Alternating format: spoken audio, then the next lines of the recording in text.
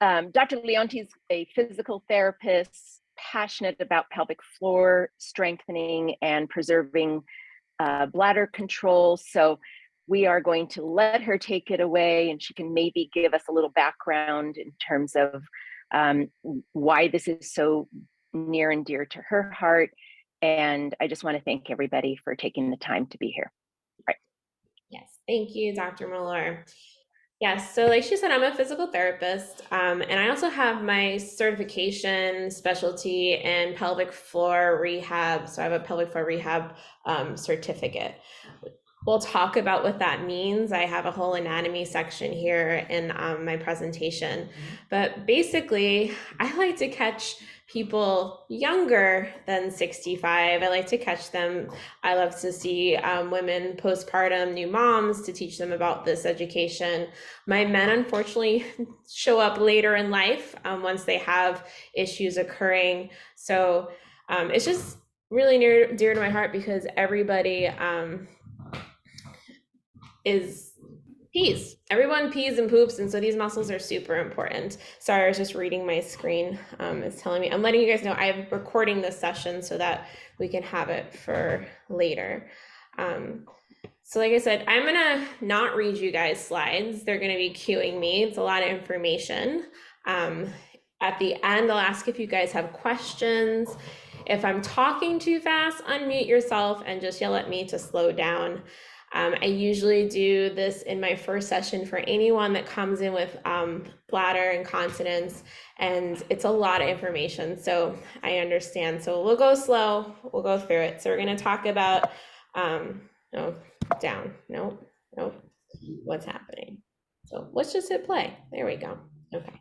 All right, so incontinence and risk factors. So we can all read it, but we're just going to say, so gender, women are a greater risk for stress incontinence than men. Men have prostate gland problems that increase the risk of urge and overflow incontinence. We'll talk about the different types of incontinence in a few slides. So if you're female, you're more risk, and your age, yes, as we age, the older we get, you get a risk for incontinence, but I don't want anyone to dwell on that. I mean, I've had incontinence and I've never even had kids, which is also on here as risk factors. Pelvic floor muscles and your intercostal muscles that we'll talk about, they're muscles. So if we don't use it, we lose it. And that goes for anything as we age. Overweight. So the more you weigh, the more pressure that puts on your bladder. Smoking is a risk factor for that. It's a bladder irritant as well. We'll talk about that. Type 2 diabetes. I just thought this was interesting. I threw in some facts and figures for you guys. But according to one study, those with diabetes have a 53% increased risk of any incontinence. And then women older than 60 years, diabetes has been associated with 30 to 70% increased risk of incontinence. And then I find, so here is just listed as a hysterectomy, but as a practitioner in the clinic with people, it's a lot of any-abdominal surgeries will contribute to changing how the bladder functions, but we can read a little bit here. One study reported that the higher incontinence severity scores in women with a history of hysterectomy than without a hysterectomy among incontinent women aged between 45 and 50. So it's just proven that things can go wrong, and I won't bother you with the other figure. Let's move on. Oh, of course, things, right? So different types of incontinence. So there's quite a few. Stress incontinence. What does that mean? So urine leaks when there is an increased pressure on the bladder with activity. So laughing, coughing, sneezing, exercising, lifting.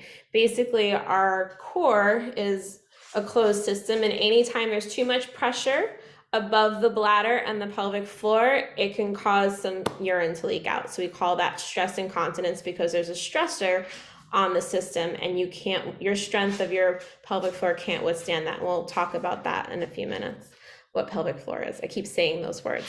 Keep it over here. Urge incontinence. This is a sudden, intense urge to urinate, followed by involuntary loss of urine. This is I have to go to the bathroom right now. If I don't go, I'm not going to make it. Oops, a little pee came out. A lot of high anxiety occurs with urge incontinence. Overflow incontinence. So this is something with urinary retention or too full bladder causes overflow. Can be caused by blockage in your bladder or urethra, or weak detrusor muscle or nerve damage. Basically, your bladder has too much urine in it, and you're not getting the signal to go void, so urine is leaking out. So it's not, there is a disconnect. Usually it's a neurogenic bladder, something to do with nerves and signals. Functional incontinence. So some of you might be experiencing this. A physical or mental impairment prevents you from making it to the toilet on time. So you really need to pee, but because you have hip pain or you have total knee replacement and you're just moving a little slower, you physically can't get to the toilet, and so you leak on the way. Mixed incontinence. You experience more than one type of urinary incontinence. Most often this refers to a combination of the stress and the urge incontinence. That was a lot. Everyone good? If you're not, hum at me. Okay, next slide. Okay. So causes of urinary incontinence. So I broke it up into different lists, but everyday habits, so food, drink, bladder irritants. I have a list of those later on in the slide. Medical conditions, so any type of urinary tract infection, prostate infection. If you have constipation, if you're not emptying your bowels, you're going to be putting pressure on your bladder, so we got to get the poop out. Prostate cancer, obstruction, so a tumor or urinary stone, so something in the bladder that's stopping the urine from coming out. Sorry, my dog is barking. I'm going to kick him out in a sec. And neurological disorders like multiple sclerosis, Parkinson's disease, stroke, brain tumor, and spinal cord injury. That's what SCI stands for. And then medications can also cause urinary incontinence. So sometimes we're on heart and blood pressure medications. Some of the side effects can be urinary incontinence, sedatives, muscle relaxants, and large doses of vitamin C. All right, so usually if you're sitting down with me and we're one-on-one, I'm gonna ask you a bunch of questions. So as I read through these, if you have a piece of paper or just mark it off like, oh, that's me, these are questions I ask to get a gauge on what type of incontinence you're experiencing. How often do you go to the bathroom during the day? So that we're looking at frequency here. Usually the unnormal portion is anything greater than 7 times in a day. Do you feel like you completely empty your bladder? Are you having, do you sit down and then stand up and more pee comes out? How many times do you wake up at night to void? Are you getting up at night to pee? Anyone over the age of 70 is allotted 1 time a night to get up. Anything more than that is considered nocturia, which is waking up in the middle of the night to go to the bathroom. Do you leak with laughing, coughing, sneezing, bending, or lifting? If you do, that's an indicator of stress incontinence. How often do you get the sudden urge to rush to the toilet? So do you make it or do you leak on the way? And then is there anxiety around that? So rushing actually causes more incontinence, and we'll talk about that later. Do you wear urinary protective pads, and how many do you go through in a day? Do you wear them at night? So we get like a number. When you do leak, how much comes out? A few dribbles? Do you need to change your underwear? Do you need to change your pants? So basically these questions are getting you a baseline of where you are with your incontinence. So after voiding or after peeing, do you feel like you need to sit back down to get more to come out? Do you dribble upon standing after voiding? And how much water do you drink? So I always ask people about fluid intake, water intake, caffeine intake, and alcohol intake.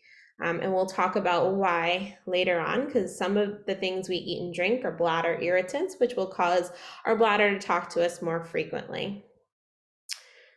Okay. Inner core anatomy muscles work as a pressure regulator. So I know I've talked about pelvic floor muscles and they're listed here, but ideally your inner core is a family of 4. You've got the diaphragm on the top, so that top muscle is your diaphragm. We all know the diaphragm. It's our breathing muscle. It pulls air into into our lungs and it forces air out.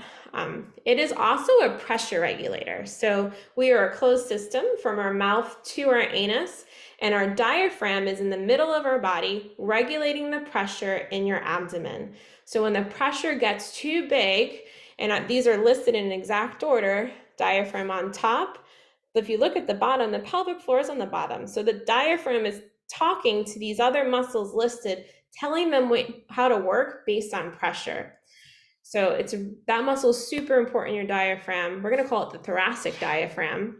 Your organs that are located below it are being suspended by fascial slings above onto your diaphragm. So every time you breathe in, the diaphragm pulls down, and every time you breathe out, it rises back up underneath your rib cage. So it's constantly doing this little dance on your organs, and it's helping suspend those organs from above, or what I call superiorly. Now, your transverse abdominals, that's that front muscle. This muscle goes from your ribs to your pelvis. When it contracts, it corsets you. So it pulls your belly button to your spine and helps stabilize the front side of your body. This is the third layer of your abdominal wall, and it's called the TA. We abbreviate, we don't always want to call it transverse abdominals, we call it the TA. This muscle is going to do organ suspension along the front side of the body, helping hold up your bladder, right? Your bladder is being suspended above by the diaphragm. It's being suspended in the front by the transverse abdominal muscles. And then we go to the back side, we have something called the multifidi muscles. These are your spinal extensors and rotators. These are the things that get you to sit up tall. As we age, we tend to fall forward, and then those muscles, right, they're being stretched. So that endurance muscle here is going to support the organs, your bladder, from the backside along your spine. It's there for trunk support. And then on the base of our inner core, we have our pelvic floor muscles. These are there for urinary and fecal continence. It keeps the poop and the pee in. In order to allow yourself to void, these muscles need to relax. It also keeps the integrity of the vaginal canal, the urethra, and the rectal canals. It's there for sexual function. So for men, it's arousal and erection and orgasm, and females, it's for orgasm as well. And it's your last call muscle. It's at the base. It's supporting your bladder from below. If any of the muscles above the pelvic floor have dysfunction, and we'll talk about what that looks like in a little bit, your pelvic floor is the mommy muscle. And I'm going to kick my dog out. Give me 1 second. What are you doing? Out. No. Out. Sorry, sometimes he behaves and sometimes he's an attention-seeking doggo. What was I saying? Oh, they're the mommy muscle. So if your diaphragm, if you are breathing into your abdomen and you're not getting full excursion of that diaphragm, not only you're at risk for lung diseases, but you're not telling your pelvic floor how to work properly. And it's figuring that out. It ebbs and flows. It has elasticity. It works together. And the same thing, if you've gained weight or you've had an abdominal incision, I always ask my patients, have you had an appendectomy? Do you have any hernias? Did you get any abdominal surgeries? Did you have a C-section? Have you had a hysterectomy? All that plays into it. Have you had back surgery? Has anyone cut you open? That's going to change how your pressure system works. Sorry, I get super passionate about that. Let's move to the next slide, because I'm going to dive into a little bit more anatomy of the pelvic floor. I think that's the next slide. Yes, here we go. So there are 3 layers to the pelvic floor. I am not going to read you the scientific names of the pelvic floor. I want you to appreciate there's the first layer.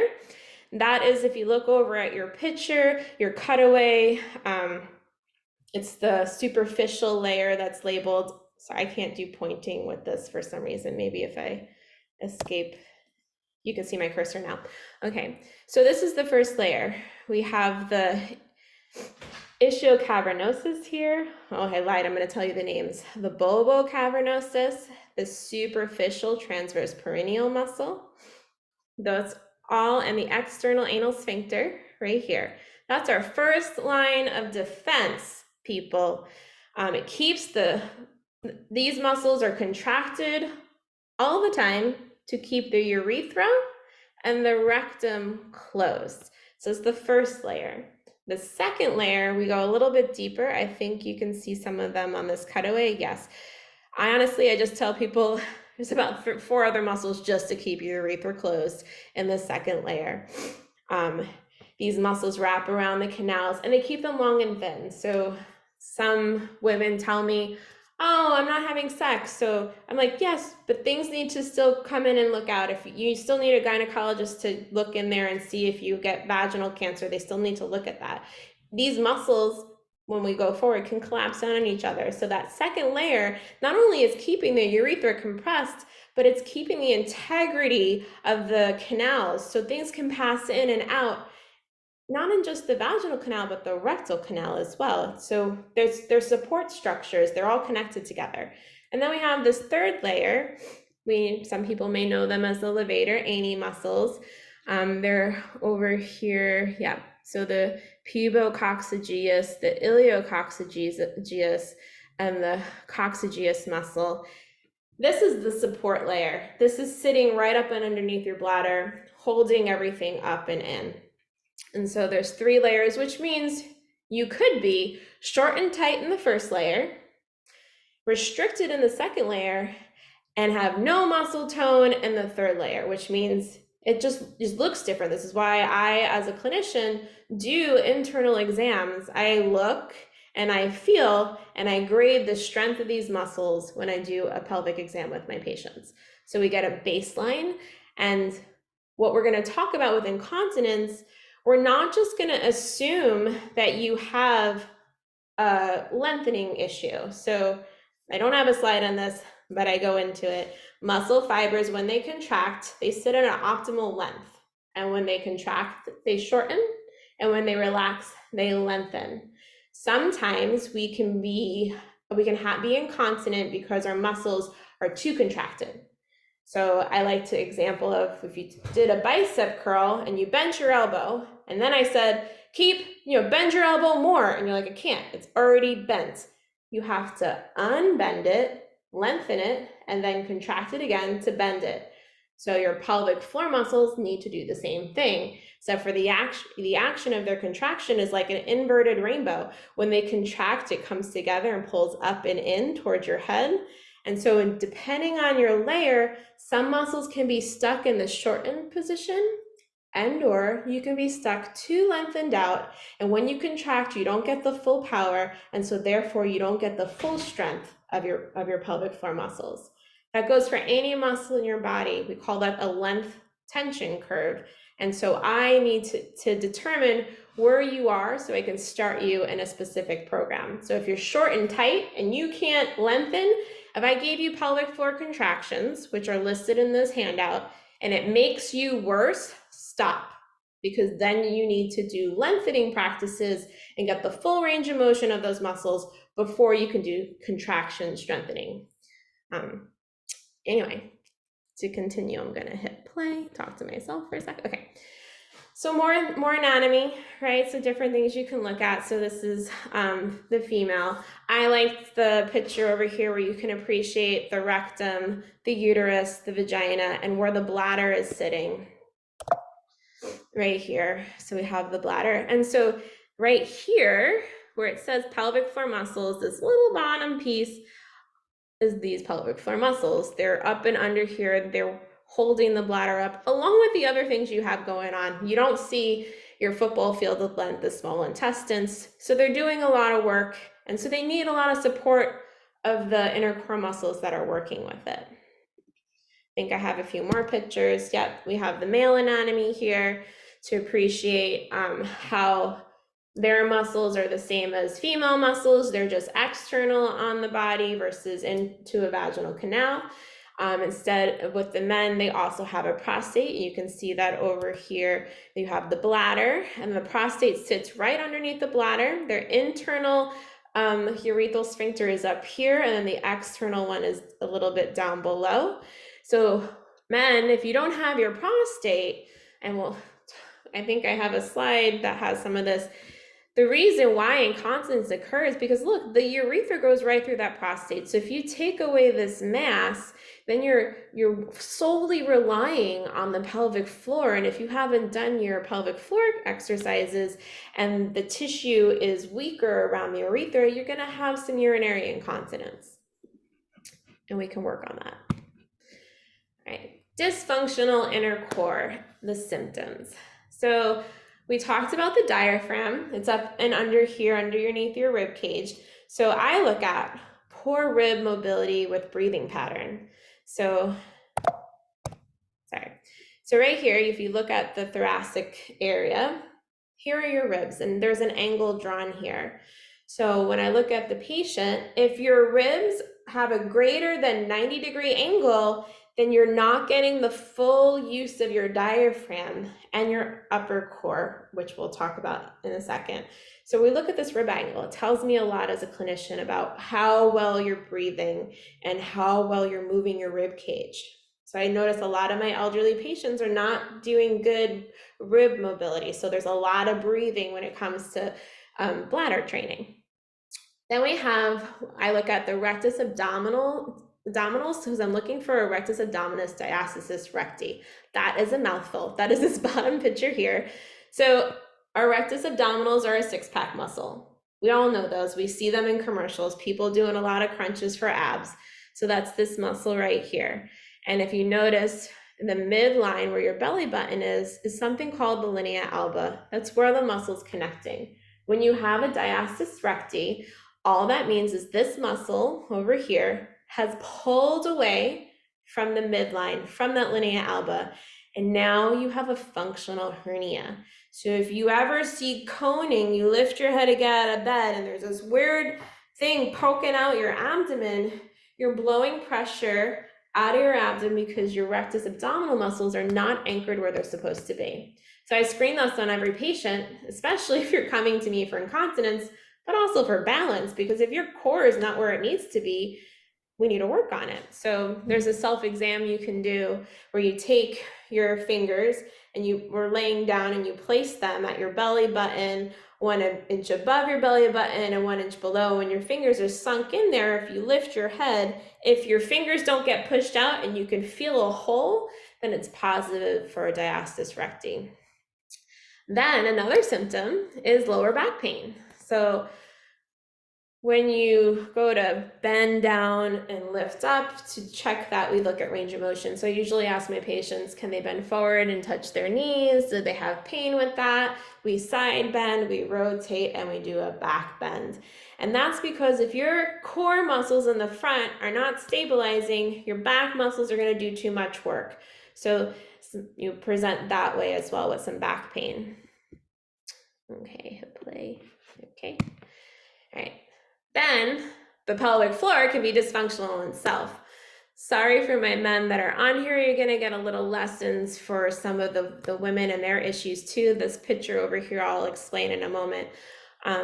So for pelvic floor dysfunction, you'll have bladder emptying issues. So we're here to talk about urinary incontinence, but you can also have urinary retention. You can either pee yourself or you have difficulty peeing.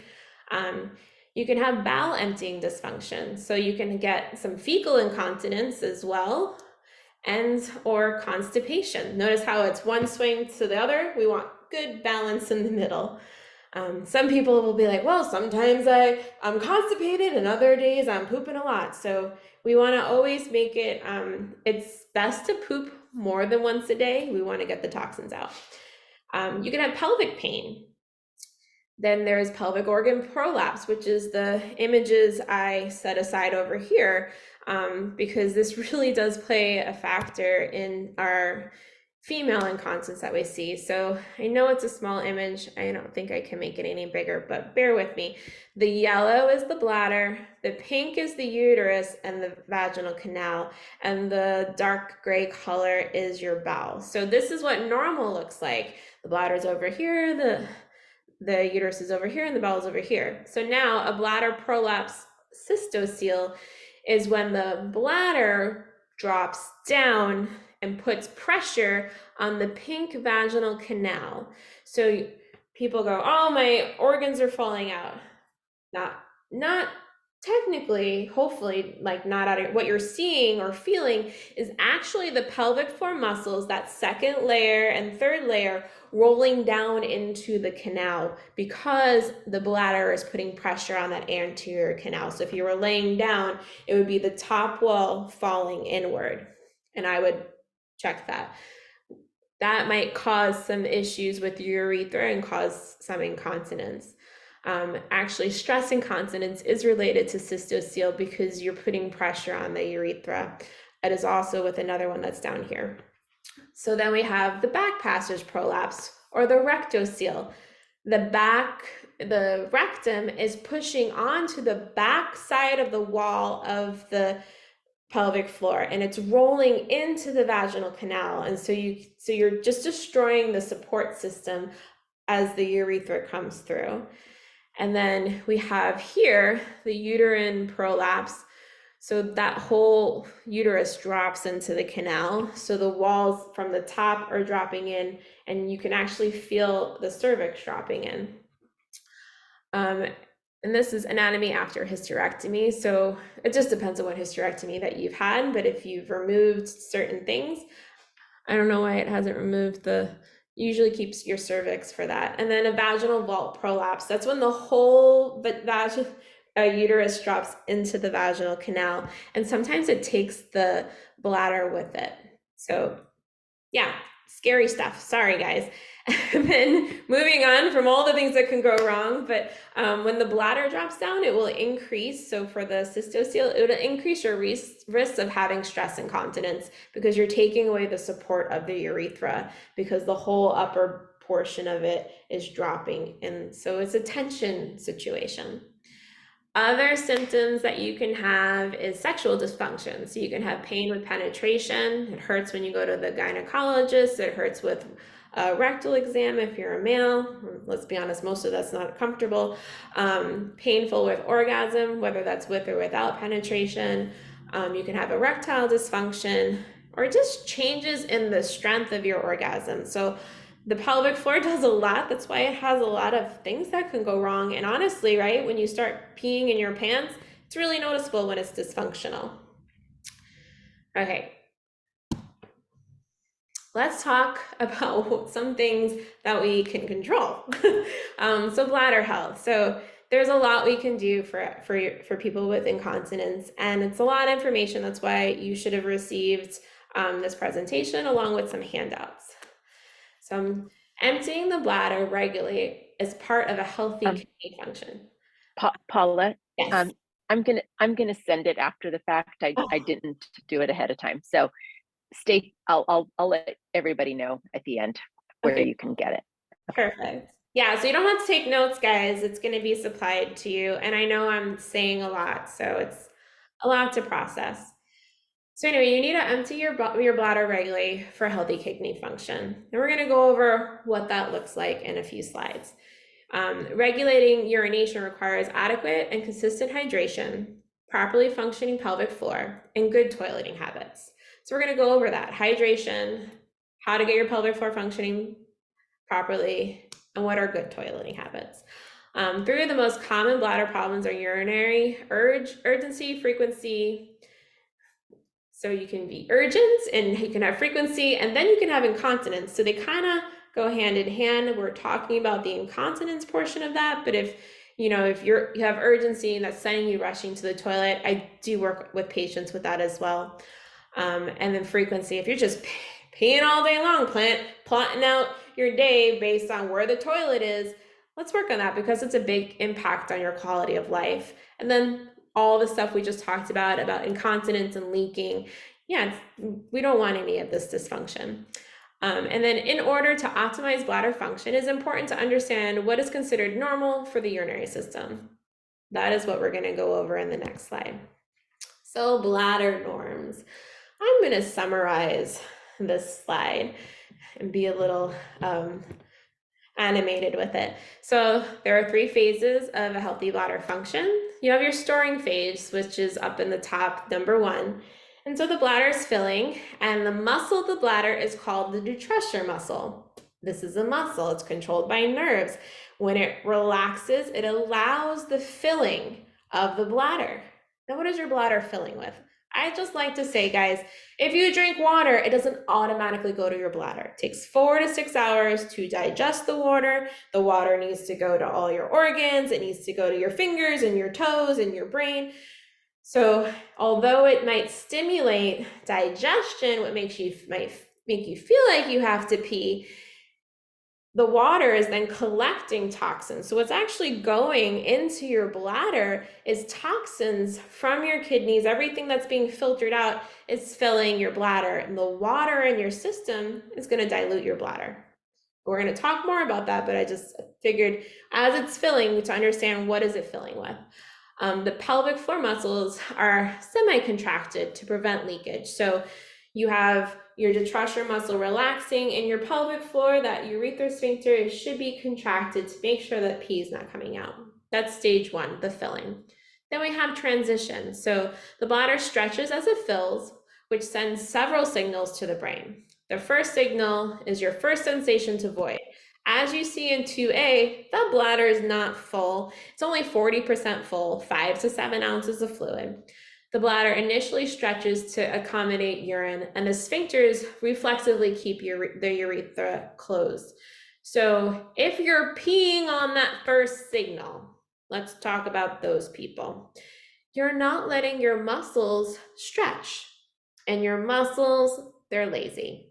And if you've developed a habit that you don't let them stretch, they're gonna talk to you every time, 40%, and they're gonna say, hey, you gotta pee. You're like, okay, I'm gonna go pee. So I usually say, hey, if you're going on that first signal, I got some techniques for you, but let's let it keep stretching. So that second signal is your first desire to void. Now you're 75% filled, that's 2B over there. 6 to 10 ounces. Your pelvic floor muscles contract voluntarily to inhibit your detrusor until it is time to void. So now you're looking around for a toilet. And that third signal is that strong desire to void that's greater than 75%. That's 11 to 18 ounces. For me, that's that long car ride. I've drank 40 ounces of water. Where is the toilet? I can't walk. My stomach hurts so bad I gotta pee. That's how full 2C is. The brain perceives a strong urge to void. And number 3 is emptying. The bladder detrusor contracts to push the urine out, and the pelvic floor relaxes to allow it to flow. So that is the norm of how bladder works with the muscle and how it flows and how the pelvic floor is working to hold it in. It's important because we can come in and control certain portions of that activity, the pelvic floor portion of that. You'll have this in the handout. Okay, so we're going to talk about fluid volumes and capacity and how much water is an adequate amount of water. So unless your doctor, Dr. Miller, has told you otherwise due to other circumstances of why you can't have about 70 ounces of water or half your body weight in pounds and ounces of water. So unless there's some medical reason for that, this is the norms for most people. So your volume. So maximum bladder capacity is 15 to 19 ounces. The normal output per void, so 15 to 19 ounces. So when your bladder is expanding, this is 40 ounces. I don't have a 15 ounce. So half of this would be 20 ounces. So a little bit less of that is where between the 15 and 19. I drink 2 of these a day. So your normal output per void is 10 to 15 ounces. So if you're sitting on the toilet and you counted Mississippi's, once you got to the 10 Mississippi, that's basically an ounce coming out while you're peeing. Then post-void residual is less than 1.6 ounce. I hate to break it to you, but you're never going to completely empty your bladder. There will always be something there, but we don't want it to be more than 1.6 ounces. When we start getting a higher number of post-void residual in our bladder, we start looking at how the bladder is functioning itself. We look at how maybe it's a neurogenic issue, maybe the nerves are not doing its job. So you can have usually your gynecologist, not sure if Dr. Muller does this, but they'll make you drink a bunch of fluid, or they'll fill your bladder manually with a catheter, and they'll watch you void, and they'll take some of these measurements so you can see what your norms are for your bladder. So these are just general volume sizes. This comes into play because I did provide a bladder diary for you guys, and so if you do choose to do a bladder diary, you can see what the norms are. So you can use the handout to distinguish what your norm is and where you fall into that. Voiding patterns. So like I said, anything more than 7 to 8 times a day is not normal, but we want to go 5 to 8 times a day. So every 3 to 4 hours, 0 to 1 time at night. So anyone over 70, you can do 1 time a night. Anyone younger, why are we waking up to pee? And we can talk about that. And then you want it to be a steady stream for 8 to 10 seconds. So that's the stop flow. We can talk about what's causing that. Usually if you're having some incontinence, we don't have a problem with the flow of the stream. And like I said, the water intake over here, and that comes very important, because if your bladder's job is to gather toxins, if you're not drinking enough water and it's super toxic in your bladder, it is going to contract. It's a muscle, and it's going to say, I'm irritated. Please get these toxins out of me. What the water intake does is it dilutes the toxins that are being held in your bladder. So if you were making iced tea and you I only had a small glass of water, and you dumped in a whole like 4 tablespoons of the mixture, and now you're trying to stir it up and get it to dissolve, and you're like, why is all the sediment at the bottom? You need to add more water. That's what's happening in your bladder, okay? You have toxins settling in around the muscles. If you add more water, you're actually diluting the toxicity so that the bladder doesn't talk to you so strongly when you have to pee. It talks a little bit easier. Okay, next slide. So good habits to maintain bladder health, the do's and the don'ts. So maintain good fluid intake throughout the day, space it out, and stop 2 hours before bed. So I don't want you chugging water. I want you sipping on water. Have your bottle of water with you. Sip it throughout the day. I like big bottles because then I know I only need to drink 2 of these, especially if I work out, I need to drink more. Limit your bladder irritants. Bladder irritants, next slide, we'll talk about it. Avoid and minimize constipation. Please keep that poop coming. If you have pooping issues, that is another lecture, and we can get into that. Prevent pelvic floor muscles, practice pelvic floor muscle strengthening and relaxing. So we will talk about it, have some slides and some videos to share with you on how to relax your pelvic floor and how to contract it, and how it turns off the signal to the brain and why it stops some urinary incontinence. Allow adequate time to fully empty your bladder. That means please don't rush. You've got there to the toilet. If you're a female and you're sitting down, take your time, breathe while you're there. I don't know about you, I only get privacy when I'm in the bathroom from my dog. So I just, it's zen time. Pee, relax, no rushing, because the bladder lives on the autonomic nervous system. And that means if you have stress and you have anxiety and you are worried about peeing, guess what your bladder does? It talks to you more, and it ramps up that signal, and it only makes you have to pee more. And it stresses out the pelvic floor, and if you don't have a good enough strength, pee comes out. So on the next slide, or maybe 2 slides, we'll talk about why breathing relaxation techniques really help with incontinence. I don't know if you guys have kids, but it's like your bladder's a 2-year-old child, and it's gonna annoy you. It's gonna say, hey, pay attention, pay attention, pay attention. And if you don't ignore it or breathe and relax, it's gonna ramp up that signal. So you're like doing the pee-pee dance, and you're still peeing on the way there. The pee-pee dance does nothing for us but make us pee more. Okay, sorry, off my soapbox. On to the don'ts. Don't drink fluids all at once. So go to the sipping, no fluid loading. So you're not chugging your glass of water, you're sipping on it, you're timing yourself. In an hour, I'll be finished with this 10-ounce glass of water.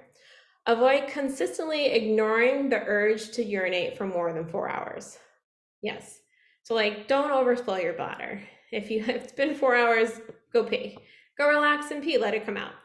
Avoid preventative voiding or going just in case.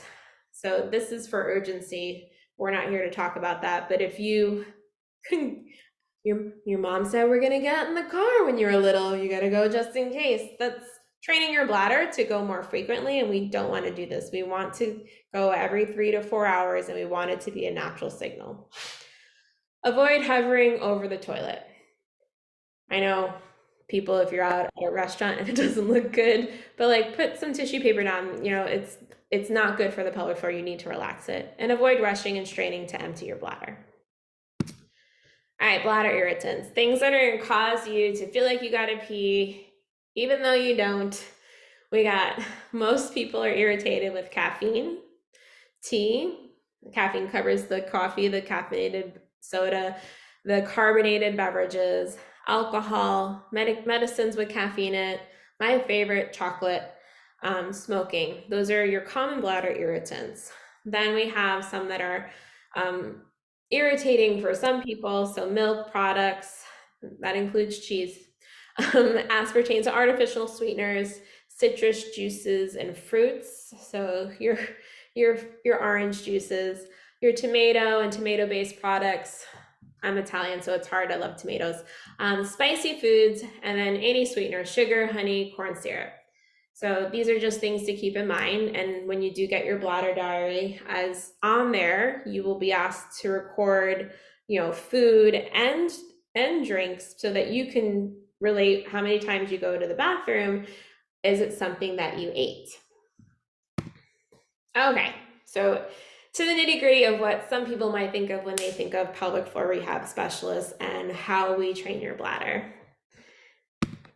So we got some urge suppression techniques. So if you, like I said, the bladder is on the autonomic nervous system. So if part of your incontinence is functional and you're rushing to the toilet and you just can't make it and you're high anxiety about it, be still, sit down, stop rushing.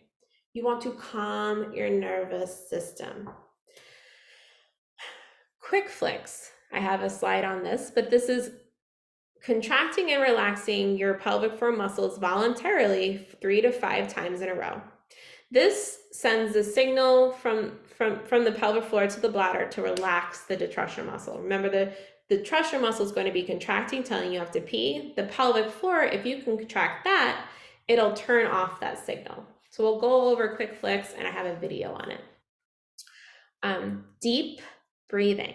This is that diaphragmatic breathing in through the nose and out of the mouth. You're calming your nervous system, and I have a video on that. Distraction. Count backwards from 100 by 7. I hate math. Just think about something else. You know, get busy with something else. Know that you peed an hour ago and you need to be distracted about and not to go. All right, so we have diaphragmatic breathing. I wrote it out here and how to lay on your back and use a supportive pillow. I embedded the slide. There we go. Diaphragmatic. So I'm gonna hit play. You can do this along with the video. You can do this in sitting. It is harder than laying down, but we're just gonna practice, and I'm gonna cue you through it. So you're gonna inhale through your nose and you're gonna let your belly expand. So most of us don't have this good breathing pattern. So let's just listen and do a little breathing. Give me a break from talking. Diaphragmatic breathing. Inhale through your nose. Press your lips through out as you exhale.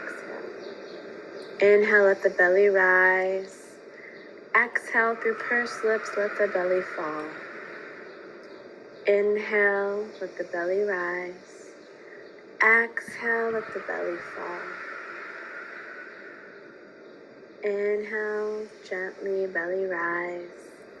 Exhale, slowly belly fall. Inhale, gently belly rise. Exhale, slowly belly fall.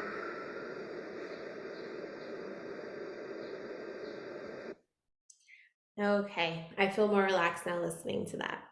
But breathing relaxes our nervous system. It starts to calm down our bladder, so it stops sending the signal, so we stop feeling the urge to pee and letting the pee come out. So in your handout, there's a link here. You can type that into your any URL, Google, and you can get to this video. So I've shared it with you all. So pelvic floor contractions. So being on your back is the easiest way to perform this exercise. Knees are bent. If you can't lay down on the floor, lay down on your bed. If you have a recliner chair, just be in a relaxed reclined position.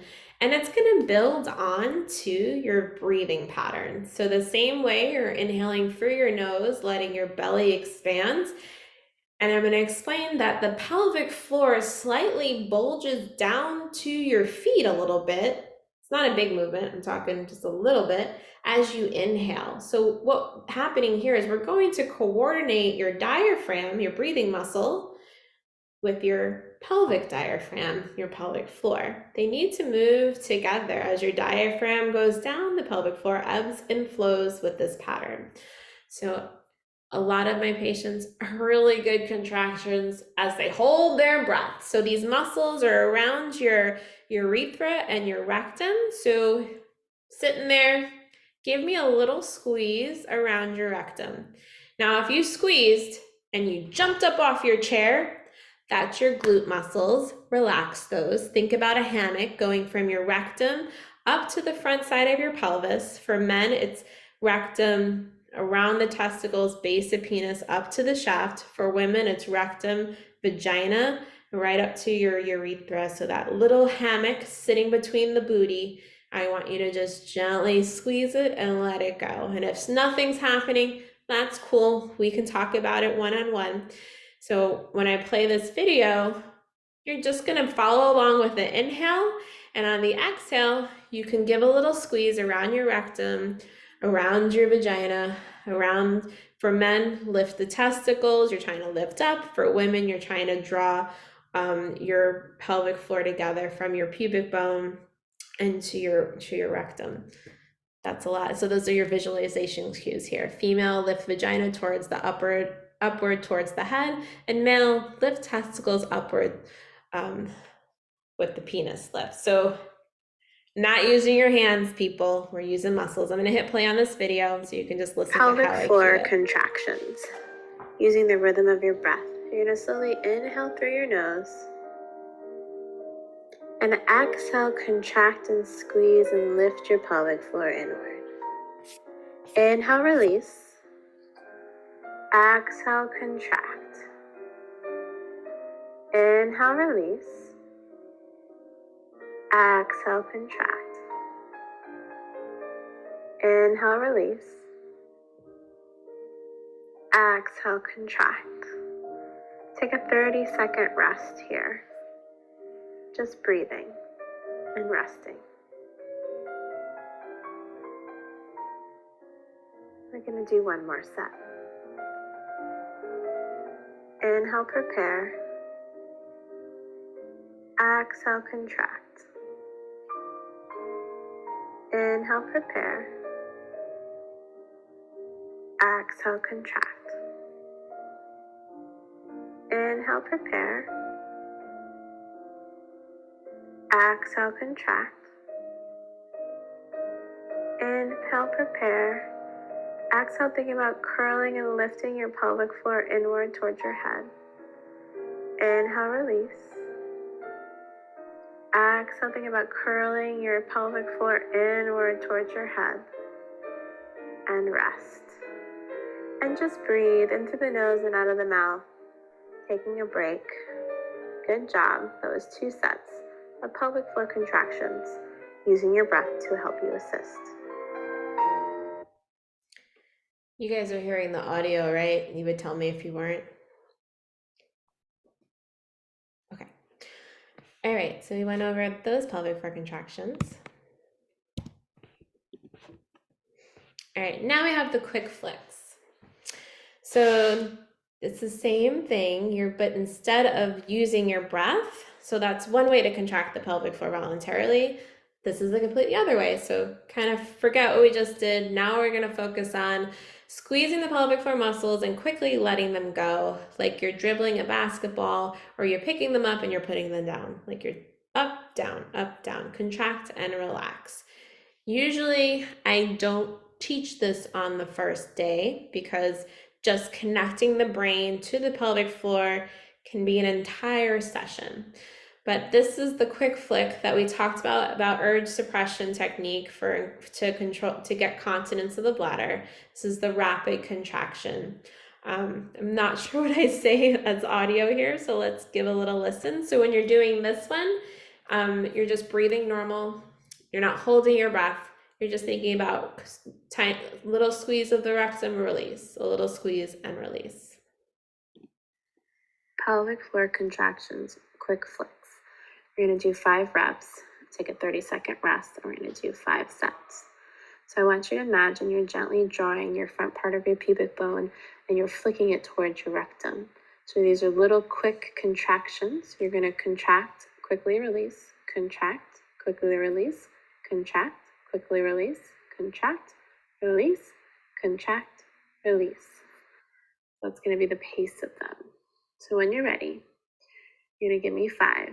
You're going to contract, relax, contract, relax, contract, relax, contract, relax. Last one, and rest. Take a deep breath in, relax everything. Let's do another set. When you're ready, you're going to contract, release, contract, release, contract, release, contract, release, contract, release. Deep breath in, let everything go. As you exhale, and prepare to do another set. When you're ready, quickly contract and let it go. Contract, release, contract, release, contract, release, contract, release. Deep breath in. That's 3 sets. We got 2 more.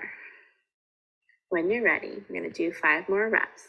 You're going to contract, release, contract, release, contract, release, contract, release. Deep breath in, take a break. Another deep breath in, take a break. You're going to prepare and you're going to go. Contract, release, contract, release, contract, release, contract, release, contract, release. Deep breath in, relax as you exhale. Deep breath in, relax as you exhale. Let's do one last set. When you're ready, contract, release, contract, release, contract, release, contract, release, contract, release. Deep breath in, exhale, let it all come back down to rest. Inhale through your nose, exhale, rest. Good work. And those are quick flicks. Hope you guys are getting some good exercises in. I think I have, yep. Wanted to talk about the neck. I did not record myself doing this, I'm sorry, but this is cough with a pelvic floor contraction. So if you're having stress incontinence, every time you cough or laugh or sneeze, this is a voluntary way to contract the pelvic floor muscles to hold the urethra closed while you cough and add pressure into the abdomen. So practice of this is in various positions. You can start laying down and you contract your pelvic floor and cough, and like, you gotta cough. You can't, no, like a real cough. You're practicing. If this is an issue for you, you need to reproduce the pressure. If a little pee comes out, you know that you weren't able to withstand that. So you start laying down because gravity stinks, guys. So if you're sitting up, there's more pressure on your pelvic floor. So laying down gives you a neutral ground. And it's the same way I would start my patient do 10 coughs with the pelvic floor contraction laying down. Once they master that and no leaking happens, we can increase themselves against gravity so they can pillow prop up to 45-degree angle in bed. Do another 5 coughing, 10 is a lot, do a set of 5. So cough and contract and try to maintain that contraction. Once you master that, you can do it in sitting and you can do that 5 times, and then you can also do it in standing. So all the exercises I give to people, I start laying down and then I make it harder by making them work against gravity. So this is a good one for when you really, you know, if stress incontinence is your issue. Okay, so some daytime bladder training. So you need to set a weekly goal. So if your goal is that you pee every hour, maybe every hour and a half is your goal for that week. So if your goal is like, oh, I'm rushing to the toilet and I'm peeing on the way to the toilet, maybe your goal is I'm gonna walk a little slower to the toilet and breathe and relax and do little quick flicks as I walk to the toilet. So you set a weekly goal. You practice your urge suppression techniques. Continue to practice suppressing for longer intervals after 3 to 4 days of successfully maintaining your first goal. And then if you're working with a pelvic rehab specialist, we set these goals together and we make sure that you stay on track every week, every time we meet. Utilize a timer system to remind yourself to check in with the bladder, hydrate, void if necessary. Start the timer at every 60 minutes and work your way up to longer intervals. So it's just, you know, you got to think about your bladder. So these are some daytime training techniques you can utilize to start retraining and getting back control over your bladder function. Nighttime training. Same thing. Set a goal for the week. You know, if you're waking up 5 times, what can we implement to hit your goal? If your goal is, I want to wake up no more than once, I need my beauty rest. Because sleeping is really important, guys. It's where we replenish all of our body. When we're not replenishing, that's when disease processes happen. So we do need, the older you get, I think the more sleep you need. So 8 to 10 hours would be great. I don't get enough sleep. Stop drinking fluids 2 hours prior to bed. So if you're taking meds right up to bed, if you're sipping water while you're sleeping, well, then you're not really down into a deep REM sleep and your bladder can be filling. So we want to drink all our fluids up to 2 hours and pee right before bedtime. Use your urge suppression techniques at first sensation. So you're sleeping and your bladder wakes you up. Well, a bladder is a muscle and it's stretching. And that's that first urge, 40% full. Roll over. If you're on your back, roll to your side. If you're on your left, roll to your right. Allow the bladder, when you change positions, allows the bladder to keep stretching and to keep filling. Yep, that was the next one. So there you go. And then utilize breathing exercise to distract yourself and fall back to sleep. Now, if you really can't pee, there's a question popping up. Oh, why can't I get to it? If you really can't, sorry, I forgot, I got distracted. If you really have to pee and none of this works, please get up and go to the bathroom. There are other things I talk to my patients about, like, what is your nighttime routine? What does that look like? Is your bedroom your sleeping sanctuary? Is it a dark, warm, or cool place so that you can feel cozy in there? Are you watching TV right up to the point where you fall asleep on the couch? None of that's good for your brain and bladder connection. If you're not getting into deep sleep, then you're not inhibiting your bladder. So it's all important. We're almost done, guys, and we're done. If you guys have questions, now's the time to ask them. You can unmute yourself. Can you hear me? I can hear you. Yeah, I have a question. When I do the quick flicks, Mm-hmm. I feel I track my stomach muscles. How do I avoid that? Well, that takes practice, but also remember your transverse abdominal muscles are part of your pelvic floor. So it's going to be working together. So usually when you're first time doing this, if you haven't, we're connecting the brain and the pelvic floor. So the stomach muscles will get involved. If you're doing them in sitting, try them laying down, and then working with someone like me, we cue you with tactile cues to get you to just feel the pelvic floor working. And so it just takes practice. So your first attempt, practice. But yeah, so sitting up a little bit harder. So maybe start laying down and see how the abdomen plays a role in it. But that's doable, isn't it? I mean, that's okay for now, isn't it? Okay, yes, it's gonna co-contract together. We just don't want it to be too much effort from the belly. We want to make sure you're feeling the muscles move vaginally for you. So yeah. Thanks. You're welcome. Any other questions? Unmute yourself, come join, yell at me. I've got a question for you. This is Sure. Leela. I'm a cyclist. And so when I'm out riding, if like, I know you said don't do the, just in case type scenario, but if we're out cycling and we're passing a restroom, we typically stop because you don't know how long it'll be to the next one. But also a lot of the times when you're riding, even though we're riding on the road, you're bouncing a little bit, right? So if you have anything in your bladder, even if it's just 40%, it's going slosh, slosh, slosh, slosh, slosh. What do you suggest for things like that? So set a goal. So are you, I guess the question is, if you're not linking, what are you afraid of? If you've had a major leak before, what was the scenario around it?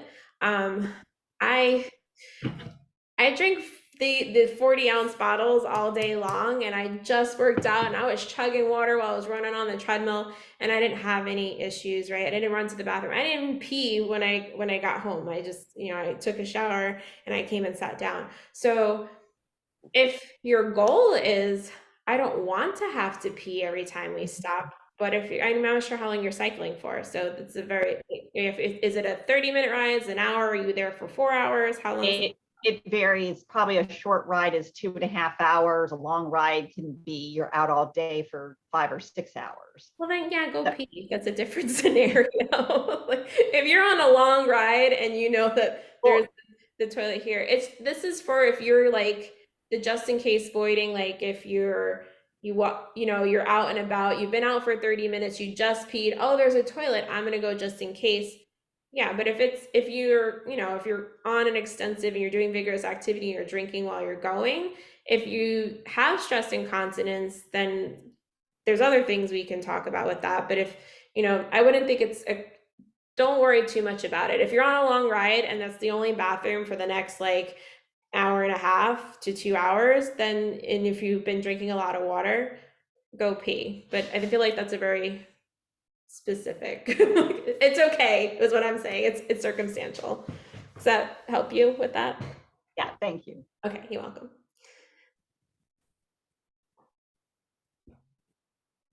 Don't be shy and ask me the questions.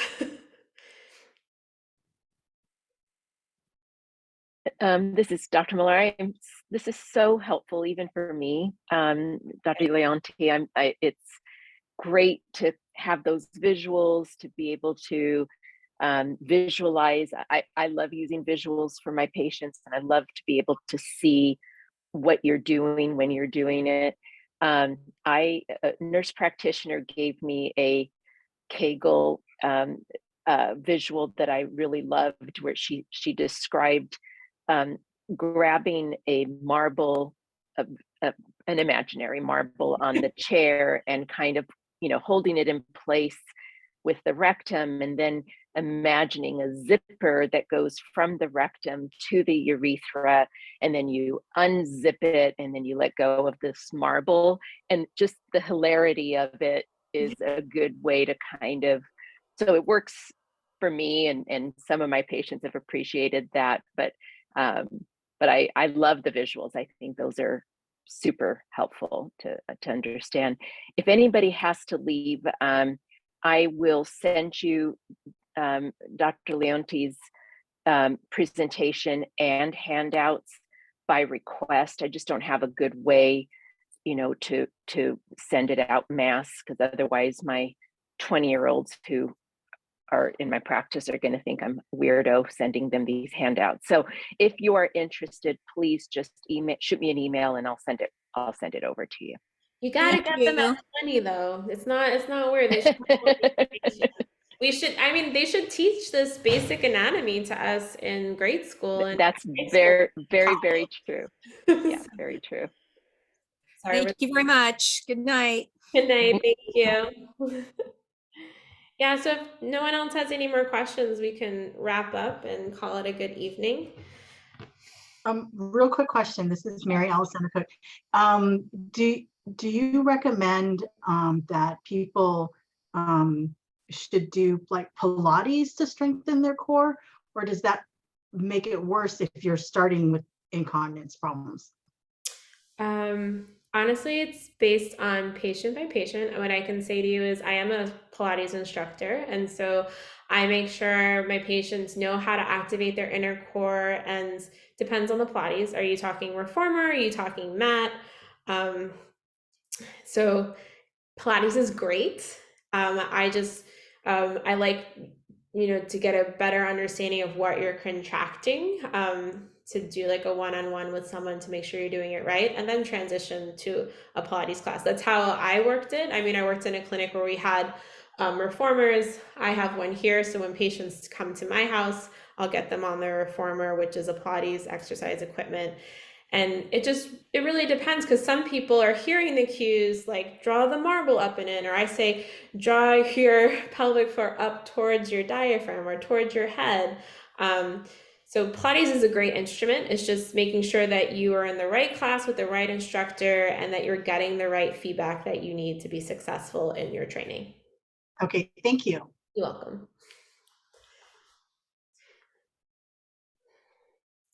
All right. Well, I think we kept you guys long enough. I work with Elderberry. I loved training people, so it was a pleasure having so many ears all at once. I'm used to just having, impacting maybe, for the most part, 14 people in a day, and now luckily it's down to 6. That's good for me. But it's so nice to have so many people join in and come hear me talk. So I love sharing with you guys. So thank you for everyone's time. Thank you, Paula. I'm so grateful for your time. Thank you. All right. Have a good night. Thank you. Thank you. You're welcome. Bye.